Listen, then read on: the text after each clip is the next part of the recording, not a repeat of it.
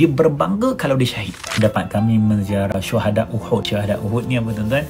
Tempat para syahid meninggal ketika mana peperangan Uhud. Sampai di Uhud tuan-tuan, di antara doa yang saya akan minta dengan Allah Subhanahu Wa Taala, ya Allah, lahirkan daripada kami zuriat yang akan mempertahankan Al-Quran dan juga sunnah baginda Rasulullah sallallahu alaihi wasallam, seperti mana syuhada Uhud ini berjuang tuan-tuan untuk mempertahankan agama Allah Subhanahu Wa Taala. Tuan-tuan tahu tak kenapa tuan-tuan dan puan umat Islam dalam peperangan ni dia boleh menang, dia boleh kuat, sedangkan lawan itu bukan sikit tau, ramai.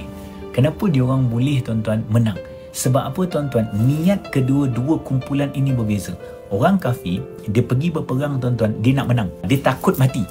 Dia nak balik tu tuan-tuan, mesti dalam keadaan hidup. Dia takut mati. Dia nak menang. Tapi dia takut mati. Umat Islam, dia pergi tu tuan-tuan, bukan nak menang. Tetapi tuan-tuan, dia nak syahid. Tak kisahlah. Okay? Menang ke tak menang, yang penting dia syahid.